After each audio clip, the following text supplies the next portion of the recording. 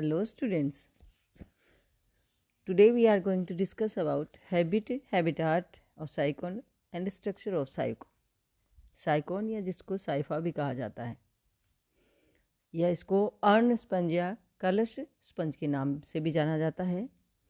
ये एक पोरिफेरन है और पोरिफेरा जैसे हम पहले ग्लूकोसोलिनिया में पढ़ चुके हैं, पोरस बॉडी जिनकी होती है, जिनका शरीर जो है छिद्रित होता है, उनको पोरिफेरन्स कहा जाता है।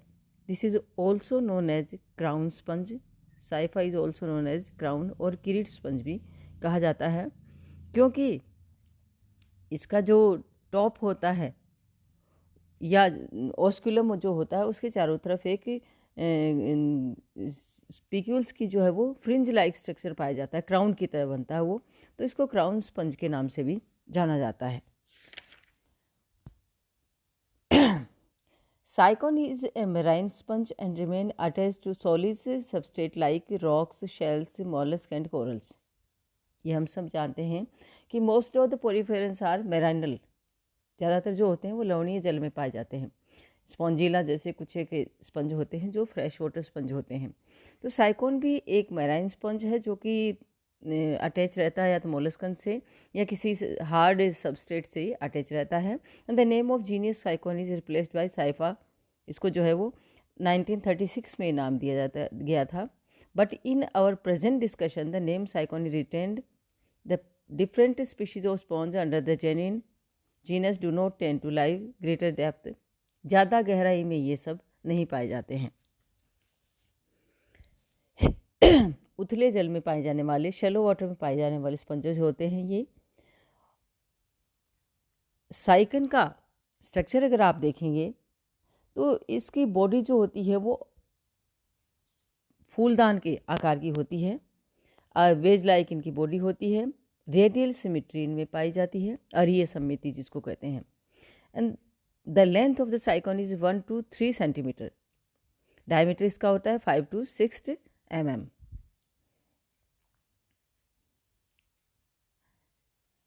Range of very simple is more complicated form. Cycon occupies an intermediate status from the point of structural diversities. It has the form of branched cylinder about 2.5 to 7.6 centimetre. यानी जैसे मैंने आपको बताया कि 1 से 3 मीटर, लेकिन इसकी ब्रांचेज जो होती हैं उनका डायमीटर जो है 2.5 से 7.5 सेंटीमीटर तक भी हो सकता है।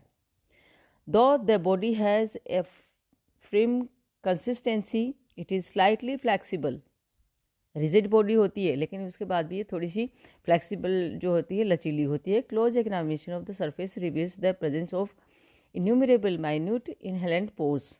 जैसा मैंने आपको बताया कि poriferans have porous body and there are 2 types of pores present on the पोरिफेरन्स।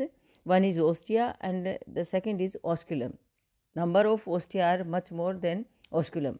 Osculum एक होता है, जैसे आप ये डायग्राम देख रहे हैं, डायग्राम में आप देख रहे हैं, ये देखिए ऊपर ऑस्कुलम जिसको हमने फ्रिंज लाइक है, इसीलिए इसको क्राउन स्पंज कहा जाता है। ऑस्कुलम जो है ऊपर, इसके ये कंटिकाओं का बना एक क्राउन लाइक स्ट्रक्चर होता है जिसके टिप पे पाया जाता है।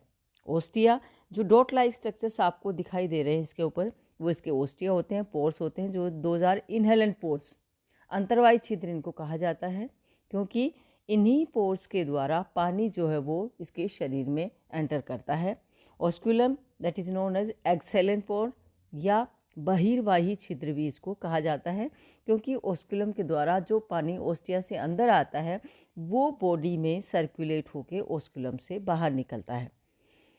अब ये देखिए इसमें डिफरेंट कैनाल्स, ये कैनाल सिस्टम इसका बताया गया है जो नेक्स्ट हम पढ़ेंगे, जिसमें रेडियल कैनाल्स हैं, एपोपाइस जो पोर्स पाए जाते हैं, स्पंजोसील जो मेन कैविटी होती है मिडिल बॉडी के, वो स्पंजोसील कैविटी कहलाती है। ये स्ट्रेटम से अटैच इनकी बॉडी होती है। देखिए तो ये स्पॉन्जेज जो होते हैं ये सेडेंटेरियस इन नेचर, स्थानबद्ध होते हैं, ये गतिशील नहीं होते हैं। माइक्रोस्कोपिक ऑर्गेनाइजेशन ऑफ साइकोन अगर आप देखेंगे, the microscopic organization shows single layer of cells, outer covering and the outer surface of the body that is known as pinacoderm. हमने ल्यूकोसोलिनिया में भी पढ़ा था। Poriferans have their two layered body, bilayered body, द्विस्तरीय शरीर होता है, और middle layer is gelatinous layer that is mesoglea और मिजेनकाइमा। तो इनकी outer layer that is known as pinacoderm made by pinacocyte cells, inner layer that is choanoderm made by choanocyte cells, those are flagellated cells. यानी बाहर की जो परत है वो पिनाकोडर्म कहलाती है, अंदर की जो परत है जो स्पंजोसील में रहती है वो कहलाती है पिनाकोडर्म। The outer layer is designated as the dermal layer. Needle-like spicules are seen to form the layer, and this layer is composed of large cells called pinacocytes. The spongocoel is lined by a layer of flattened endodermal cells. Radial canals are lined by peculiar collar cells, each having a long whip-like flagellum, which these cells are called the coenocytes और collar sales और गेस्ट्रल sales. ये देखिए, इस diagram को हम broad करके देखेंगे। देखिए, जो कोइनोसाइट सेल है वो दिखाई गई है। बाहर की जो पिनाकोसाइट्स जो होती हैं उनके अंदर तो ये स्पिक्यूल जो होती हैं वो निकली रहती हैं, कंट्रिकाएँ। अंदर की जो लेयर है कॉलर सेल या कोइनोसाइट्स, देखिए ऊपर एक विप लाइक चाबुक के समान स्ट्रक्चर जा रहा है, दैट इज़ फ्लैजिलम कहलाता है। फ्लैजिला इनके अंदर पाया जाता है। ये माइक्रोविल्ली इसके चारों तरफ प्रोटोप्लाज्म में इसके होती हैं। इसके अलावा ये कॉलर इसका बनता है, ऊपर का जो कप लाइक जो बनता है बेसल ग्रेनूल, जिससे इसका ये फ्लैजिला ओरिजिनेट होता है। न्यूक्लियस है, साइटोप्लाज्म है। तो ये होती है इसकी choanocyte cell. Each choanocyte has a round और oval body. It possesses a nucleus and one or many vacuoles in its cytoplasm. The free end of the cell body has a comparatively longer flagellum, and the base of the flagellum is surrounded by a contractile transparent collar-like outgrowth of the cytoplasm. जैसा मैं आपको बता चुकी हूँ, the flagellum arises from the basal granule. Basal granule जो अभी structure में मैंने आपको बताया था, उससे फ्लैजिलम निकलता है, which is connected with the blephoroblast, जो फ्लैजिलम ब्लीफेरोब्लास्ट या उसकी रूट में पाई जाने वाली राइजोप्लास्ट जो होता है उससे निकलता है। Electron microscopic studies have revealed that collar like outgrowth is composed of cytoplasmic tentacles. The number of such tentacles varies from 20 to 30 and the section view flagellum under reveal the pattern 9+2। देखिए, हमने पहले भी आपको बताया था, इसमें protista और Monera में हमने आपको बताया था अंतर, कि प्रोटिस्टे जो होते हैं, जो उनके अंदर जो फ्लैजिला पाया जाता है, सीलिया पाए जाते हैं, उनके अंदर 9+2 का अरेंजमेंट होता है। मोनेरा में नहीं पाया जाता। 9+2 अरेंजमेंट क्या होता है कि फ्लैजिला जहाँ से अराइज होता है, निकलता है, तो वहाँ पे उसके अंदर जो होते हैं जो होते हैं वो पेरिफेरल फाइब्रिल्स पाए जाते हैं, और उसमें 2 जो होते हैं वो सेंट्रल फाइब्रिल पाए जाते हैं। The spicules which constitute the skeleton of sycon develop from the scleroblast. Spicules जो कंटिकाएँ होती हैं जिनसे इनका कंकाल बना होता है, वो स्केलेरोब्लास्ट जो सेल से बनी होती है। ये स्केलेरोब्लास्ट जो होती है वो 2 स्केलेराइड्स में बदल जाती है। एक होती है थिकनर सेल, दूसरी होती है founder cell. These structures are regularly arranged and protect the softener part of the body. Triradiate as well as tetraradiate. अब ये स्पिक्यूल्स मोनोक्सोन होती हैं, एकांताक्ष भी होती हैं, चतुराक्ष भी हो सकती हैं। तो इस तरह से डिफरेंट टाइप की स्पिक्यूल्स होती हैं।